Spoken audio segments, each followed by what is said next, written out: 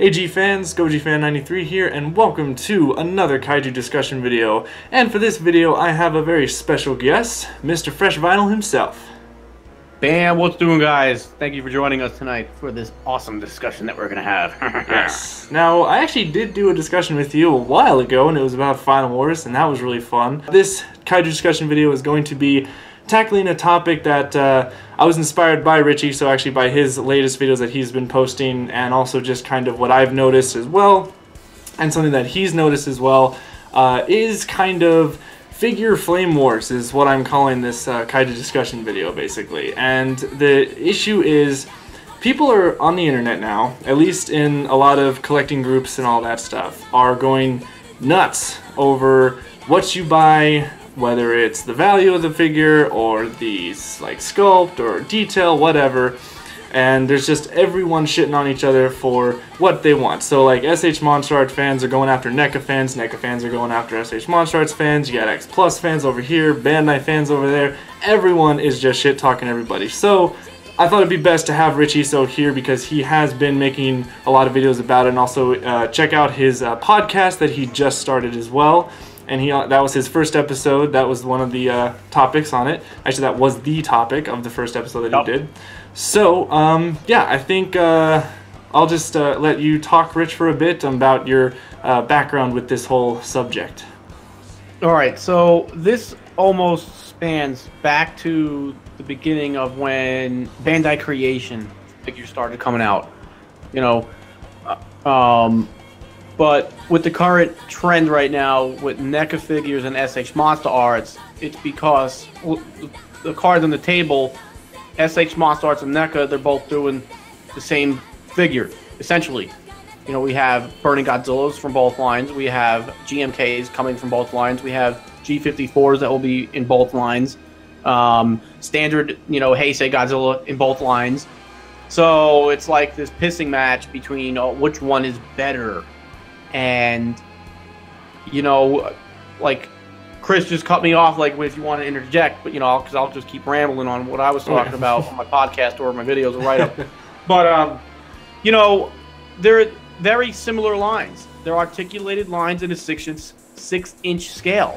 And what's the difference? You know, why is SH Monster Arts more money than the NECA figures? And I tell collectors it's because SH Monster Arts is using a master sculptor who goes by the name of, you may have heard of him, Yuji Sakai. Okay? Yuji Sakai has been sculpting kaiju-related, you know, figures, model kits, whether they be resin, soft vinyl, miniatures from the appearance sets to mini dioramas to all kinds of stuff. He even did the maquette for Godzilla 2000. So he's been doing Godzilla stuff for a long time. Much longer than NECA's been around, I can tell you that much. Yeah. And he is a premium name. You know, when I think of, oh, who's going to do the best sculpt, Yuji Sakai is the name. You know, it's like Hulk Hogan to WWE, okay? They go good together. It's like peanut butter and jelly. Yep. So, that's why SH Monster Arts command a higher price. If NECA had Yuji Sakai, NECA figures would probably be twice as much as money. Oh, yeah. You know, I mean, also SH Monster Arts are more money because there are more articulation points. You know, what is the big deal with that? No, it is a big deal because that means more mechanics need to be built into the figure, which makes, you know, the sculpt needs to be built differently, sculpted differently, the joints, the sockets, and everything has to function as a whole. So that's why SH Monster Arts are more money, you know. So put that package all together, yeah, you're gonna pay more money. The figure's more detailed, Yuji Sakai again, and you know, there you have it. I mean, now that's not to say that NECA are bad looking figures. They're not. I never said they were. Sometimes they're just not on the same. But I'll retract whenever I said that because I don't really think they're bad looking, but they're not on the same caliber, the same level as SH Monster Arts. But like I have up here the NES Godzilla, which I think is great. I love it because it's different. and it's from a video game representation of Godzilla from a game that I played as a kid when I was, what, 87? I was 5, 6 years old at the time. So NECA puts out good stuff. I will say I'm still itching about getting the 54 from NECA.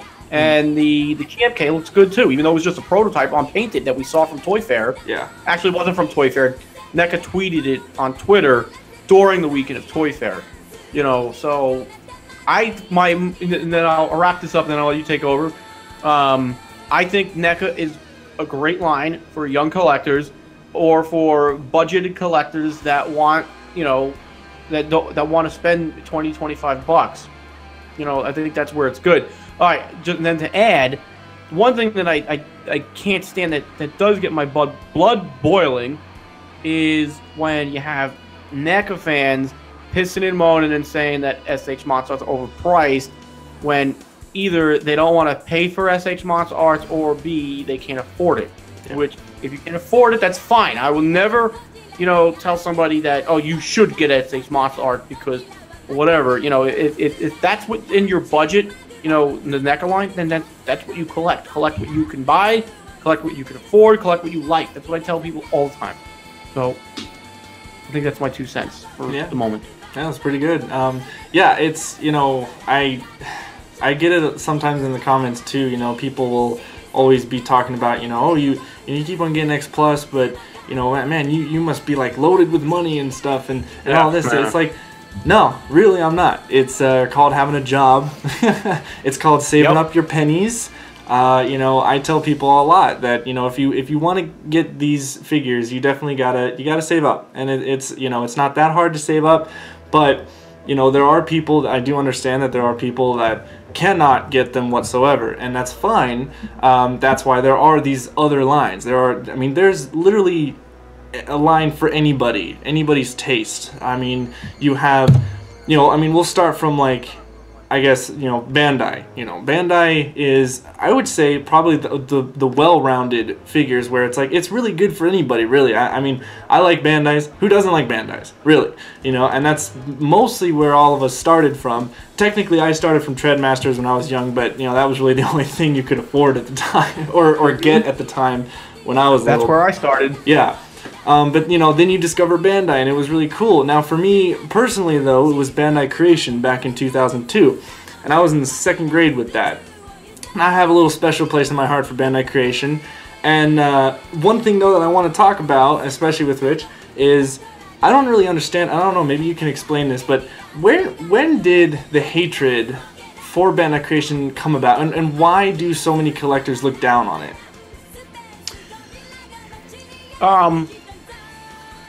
I think it started when Bandai Creation came out.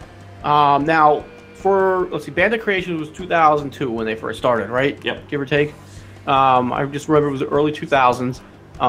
Bandai figures, see, I always hear people say there's Bandai Creation or Bandai America, and then there's Bandai Japan. No, there is no such thing as quote-unquote Bandai Japan. It's Bandai, or Bandai, however you pronounce it. Bandai figures from Japan. Yeah, Bandai figures from Japan, just to be, you know, non-technical. Don't mind me. It's just like, what's Bandai Japan? You know, but Bandai figures started coming out in 1983. That's 32 years ago. The year I was born. Thank you. I'm old. Getting there. So you have probably, let's see what.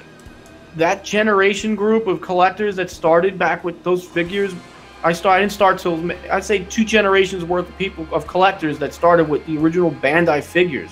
So, introduced Bandai Creation, and a lot of collectors look at those as inferior sculpts, you know, to what came before it. Chris, I remember, like, one of the earliest conversations me and you had was about, you know, Bandai Creation versus Bandai. And, it was. You know, it wasn't until me and you started talking about it, it's like I'm like, you know what is really the big deal? You know, everybody likes what they like, you know, and collect what they can afford. But it was like, oh, you had, and here's the thing that I really think it's about. I was thinking about this on my way home from work tonight, is that the collectors that collect NECA or Bandai Creation, they're going to defend those lines because that's what they collect, that's what they like. You know, So, but when I hear somebody tell me that the Bandai Creation King Caesar is better than the X Plus, you know, I'm like, yeah, that's a little bit of a stretch. Yeah, that's a big stretch. You know, or but then let's go compare the Bandai Creations King Caesar to the Bandai King Caesar. You know, whether it be the 1993 release of the 8-inch scale King Caesar or the later 98. The 1998 versions from the 6-inch scale to Godzilla Island / Toho Kaiju series. Yes. Now they're a little bit more comparable, you know, but which sculpt is technically accurate? Because even the the Bandai figure from Japan is not not exactly not accurate. perfect. You know, but I think the Bandai Creation version it's a little bit more lively looking. Mm-hmm. You know, and I can tell you this right now, it's for getting these figures from Bandai Creation to be releasing figures in America, it's better than what the Treadmasters were when I was collecting. Yeah. You know, I can't argue that. Yeah. Especially as how many figures that have come out with Bandai Creation. So it just turned into a pissing match because Bandai Creation's been kind of slacking lately. Yeah, I was gonna say like there really hasn't been. Yeah, I don't know what's up with them. From them. For probably about a year or so now. Maybe it's because of NECA. Maybe. I made this.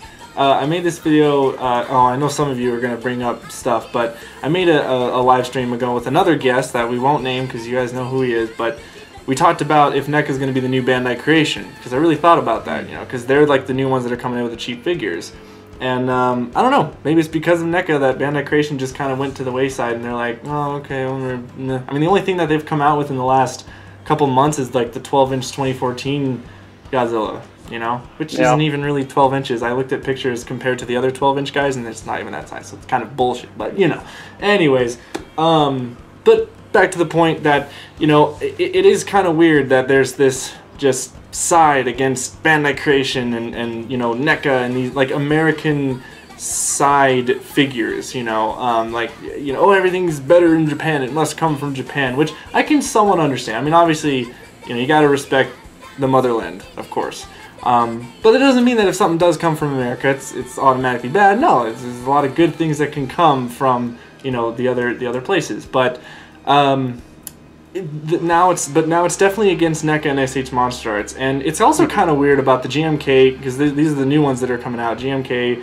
1954, and then NECA's doing the same thing. But then I also thought about X Plus, and I'm like, it's kind of weird with X Plus too because they just released the Sakai GMK, which you have back there, I see, which just looks fabulous, by the way. It's awesome. Yeah, see, and that's what Yuji Sakai is capable of. That's what his style is. So. It's a little. I mean, it's a little bit stylized, right? It's not completely suit accurate. I would say it's very suit accurate. Oh, is it? Oh, okay. I don't think. Let me pull it up. I mean, I don't know how well it's going to transition over to the camera, but I think it's very suit accurate. I don't really see too much stylization in it at all. I mean, as far as the face goes, it's horrible. Yeah, the face looks really cool. But yeah, they came out with the Sakai GMK, and then also we're getting, I believe, soon the gigantic 1954. Yes, that should be summer this year, 2016. So yeah, you got a gigantic Godzilla 54 from X Plus. You got a NECA 54, and we're gonna have an SH Monster Arts 54. And then we're getting GMK from all those lines as well. So it's weird. It's like all of a sudden they came together and like, these guys, let's do them all. Now, I honestly, though, to be honest, I wasn't actually that excited about the new kind of figures coming out because I really want something new, kind of fresh, like fresh. But something like, I don't know, give us a Jet Jaguar SH Monster Arts or like Megalon or something. Something that we just don't see all the time. I mean, I love GMK in 54, but. Man, it's getting to the point where there's like as many of those as Burning Godzilla figures. There's just too many of the same kind of. Yeah, let's touch base on that. See, here's the thing with NECA. NECA only has the rights to only do Godzilla figures. They can't do other kaiju. That's a little bit of a problem. Where SH Monster Arts, hey, like you said before, coming from the motherland, they got free reign pretty much over anything. Yeah. With Bandai, Tamashii Nations. They're cranking out everything from, Ultraman, Godzilla to, I mean, what did I just see? Oh, SH Figure Arts is also doing. They're doing Star Wars stuff. They're doing a little bit of everything. So, Japan, toy maker of the world, that pays China to make them though. So. Yeah. But yeah. But yeah, it's such a weird thing though that there is a stigmatism, and I've kind of, well, I mean, and you've seen me on like the Godzilla Collectors group on Facebook.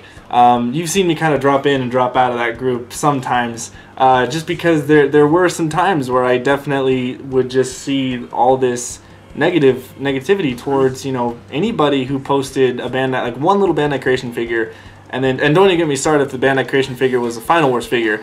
Whoa, you don't want that to show up in that group, or else they are gonna slam the crap out of that. But it's true, So it kind of sours the experience of being a collector, because you're kind of always wondering, you kind of look at yourself like, oh, I guess I'm not a real collector if I don't, buy the high-end stuff or something from Japan, But it shouldn't take away from what you like to buy, You shouldn't. Should buy what you like, and and I like X Plus. That's actually my main thing. What I'm doing right now, really, is I'm full throttle into X Plus. Although really the only reason is because of Diamond reissues, which is another kind of thing that I was thinking about. Is even though Diamond reissues is the quality control was iffy at the beginning when they started this, like what, in 2013? Yes, 13. But I kind of always wondered, like, it's kind of interesting, like the Bandai Creation with Bandai, is that they have now they're coming out in America, like reissuing the figures, and just kind of, even though the some of the figures are not like Bandai Creation has some of their own original figures, but Diamond, I don't think they have any rights to make original things. It's just complete reissues. There's been some ideas or thoughts poking around that Diamond was going to be able to do their own sculpts, from X Plus, but nothing's come out of it yet. Yeah.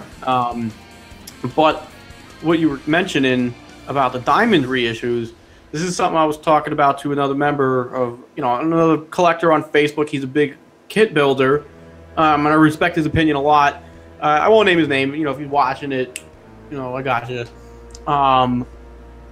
Totally lost my train of thought. The model kit.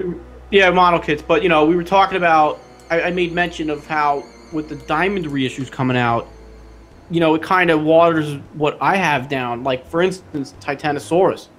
That's a sought after X Plus 30cm figure. I've seen it go for $600 at G-Fest or online or eBay, Yahoo Japan or whatever.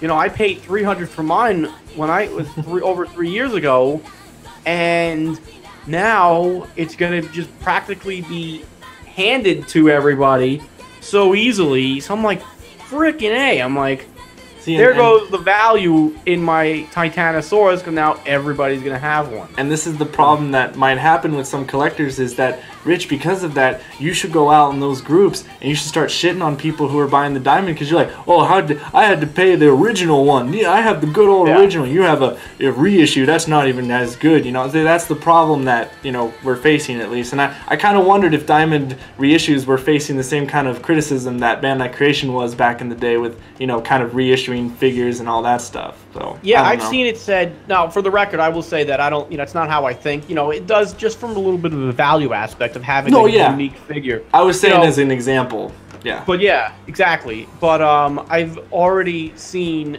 Even when Diamond started that. Oh well, it's not the Japanese issue. Now, I will say from my own account, because of the first few batches of Diamond X Plus reissued figures. With Mechagodzilla 74, Godzilla 54, which I do have, which is actually really well done. Yeah, I love that those one. First few batches were like iffy on the paint jobs. The Gargantuous Sandangaira had not the best paint jobs. The Mechagodzilla 74 had that lean to it. Mm-hmm. So, because of the nutcase that I am with completing the line, I'm like, well, you know what?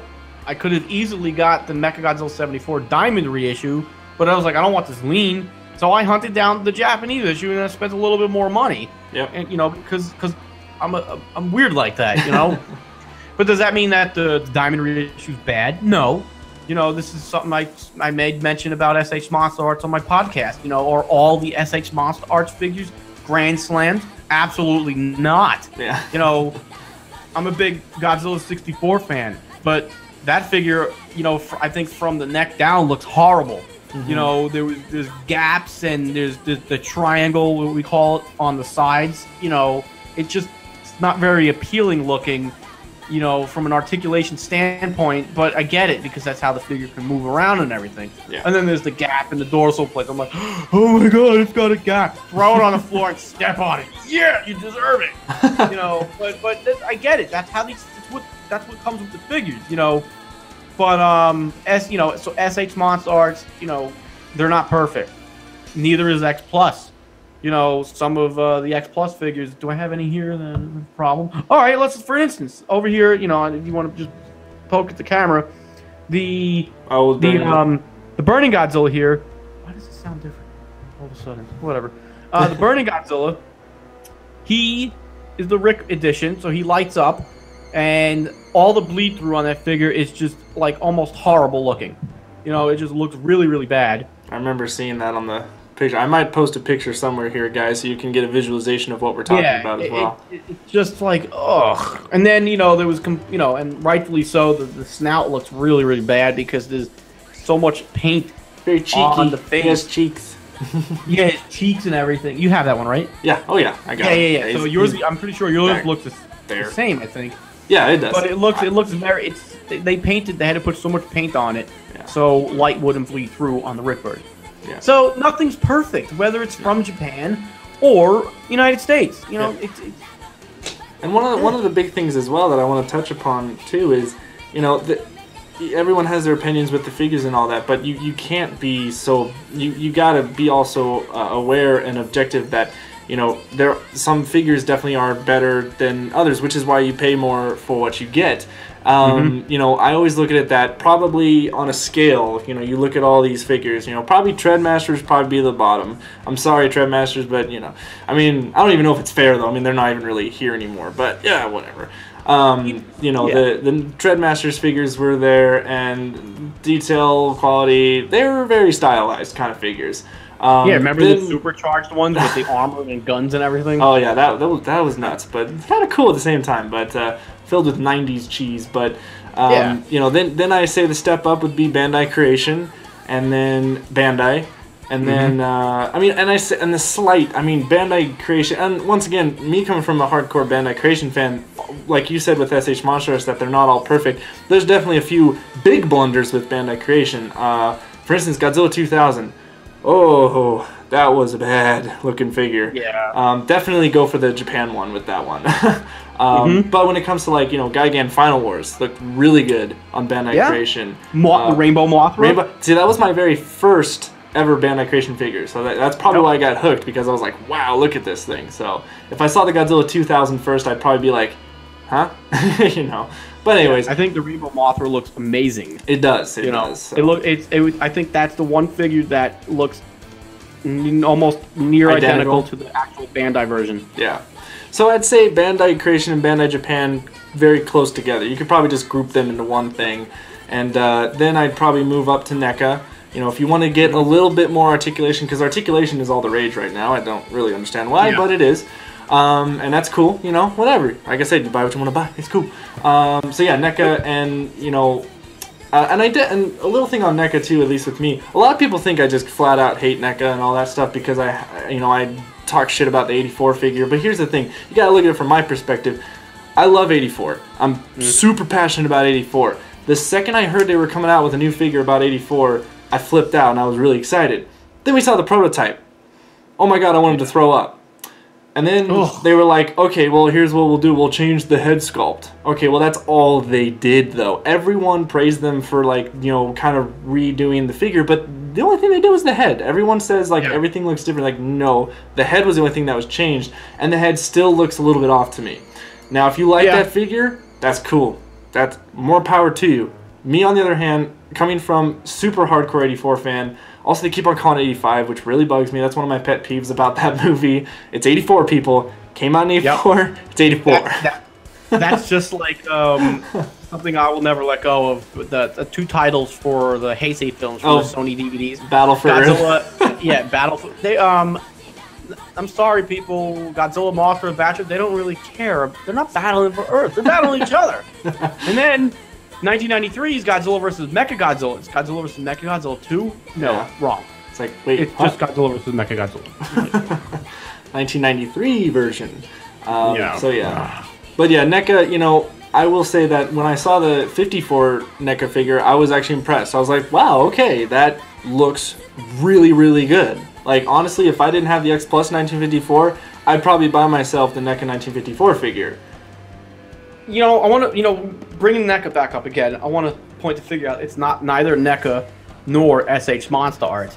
But there was a Bandai was releasing back in the same time the Bandai Creation came out, the Chogokin series. Oh, I know that one, yeah. Yeah, so this is the Chogokin Mechagodzilla 1975. I would say this is probably, on a similar caliber. It's almost like I'd say somewhere between what NECA and SH Monster Arts is, because the detail is beautiful, yeah, but it doesn't have all the articulation as SH Monster Arts. It's in the middle. Yeah, it's kind of in the middle, but I think this figure looked great. I was almost going to sell it too, but I'm glad I didn't. Yeah. But, so that's when really I think the rage started with articulation. It was in the early 2000s, and Bandai figures stopped selling and commanding the high prices that they did in the, most of the 90s, and especially towards the late 90s. But, yeah. But, I mean, yeah, 1954 looked great. And then GMK came out of nowhere, and, I think that looks really good as well. So, I think it's very good for budget collectors that they'll be able to get a really nicely detailed GMK figure without having to pay like an $80 price tag or however much this guy's going to cost. So you got, I'd say NECA, then the next step, SH Monster Arts. And I only say that that's next because SH Monster Arts, however you take it, it is a better quality figure. I mean, it's a better quality line. One, because there is a bit more points of articulation, and also the sculpts have way more detail. Also, and I actually learned from watching your podcast last night that Yuji Sakai he's sculpted all of those, right? I'm pretty certain he sculpted all of them. Okay, see, I didn't know that, actually. I almost want to question Biolante because Biolante looks still, even my opinion now, Biolante still looks a little weird. Yeah. But I'm pretty certain he did all of them. And that's why, like Rich said earlier, that's why the price tag is a little bit higher. It's kind of like if you buy Apple or Android. Apple is going to be a little bit more expensive just because of the brand and the name alone. That's the only reason. That's just life. That's how it is. So yes, SH Monsters would be there, and then I would say X Plus is next. Definitely for people who don't want not who don't want articulation, but who just kind of we're not fixated on it. I want figures that are basically my goal with my collection now is to get every incarnation of every character, and X Plus I feel is the best way to do that because you get really detailed figures not only based off the character themselves but the suit, the actual suit, which is really nice. Yes. You gotta pay a pretty penny to get that, but you get a job, you save up, and you're good. And also you gotta make sure you get those pre-orders. Always jump on the pre-orders. Definitely, Flozzie's gifts. There you go. Flozzie's gifts. We should use that. I should put that clip right in there. Just edit that in. But yes, and then I would say the next step up from X Plus is probably model kits, right? Is that probably the next step up? Model kits, yes. Now, I'm going to tell you why model kits. This is something I learn when I read and pay attention to people that know what they're talking about. Because when I don't know something, then I just shut up and I'll talk. I pay attention to what's going on around me. For instance, let's talk about X Plus, just one step here.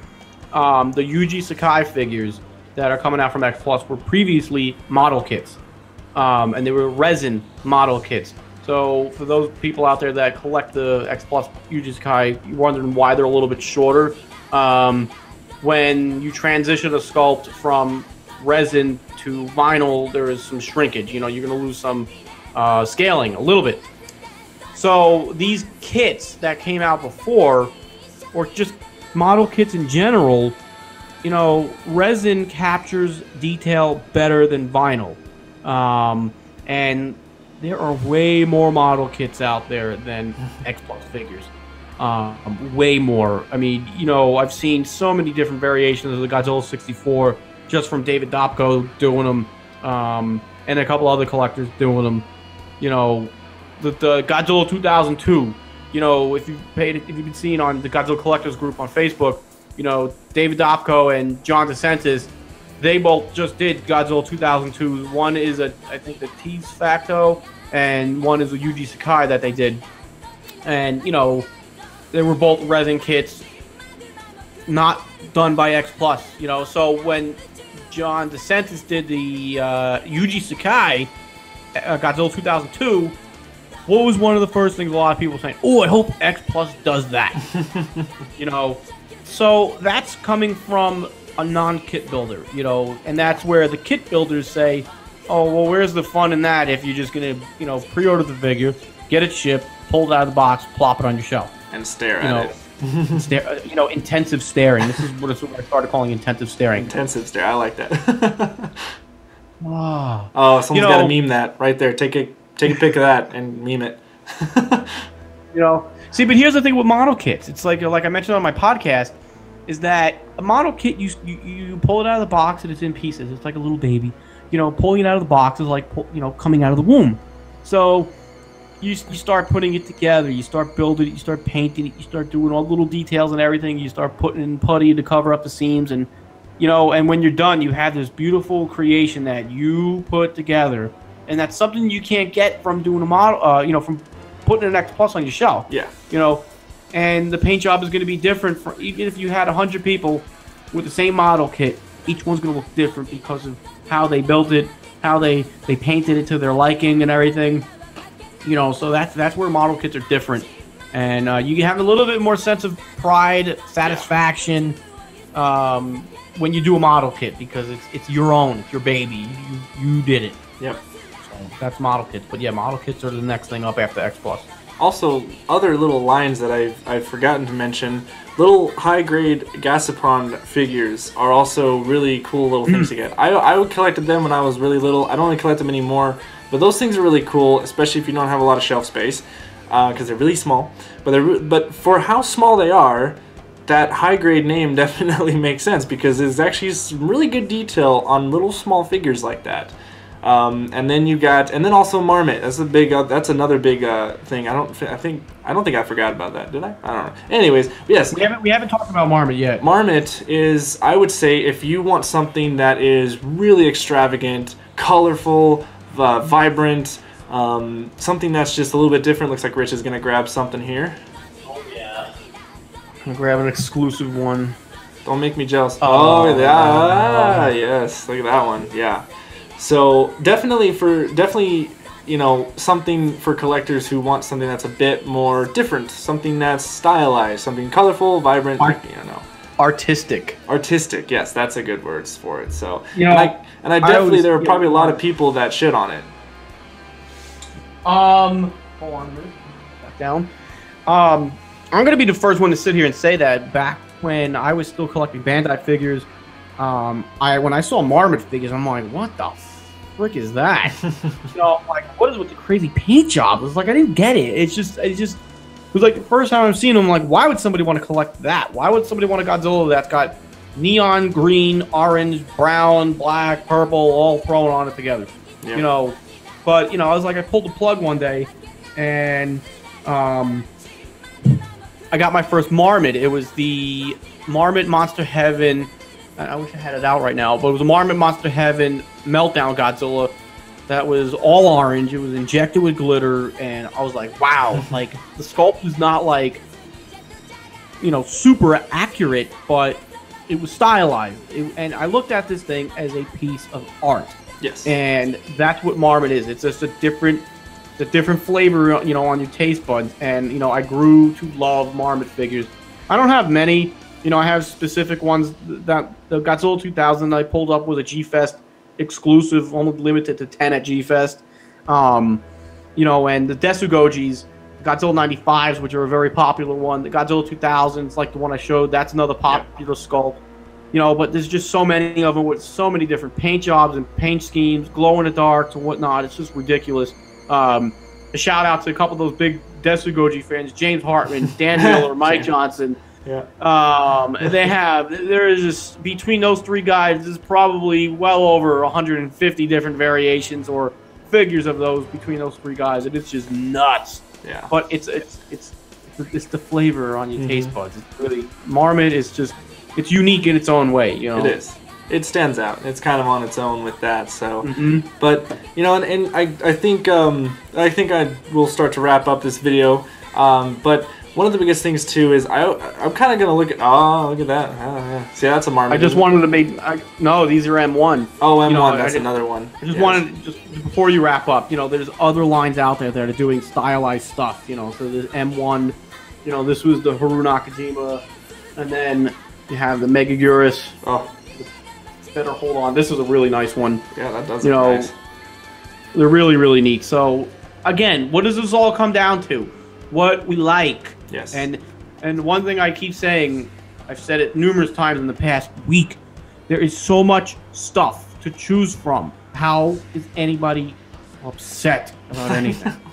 God. And look, whether it is if you're like jealous of someone having that stuff or whatever, there's, I don't know, there's always a way to get this stuff, whether it's saving up your pennies or you get a job and you find the ways to do it. Like for me, when I first started collecting X Plus, it was really hard to get started into it because, man, I was behind the game. I was like, okay, I don't know how I'm going to even get into this. I was looking at eBay prices. I was getting really like, I was thinking, okay, this isn't going to be a line that I'm going to get into. I'm probably just going to get 84 and that's it.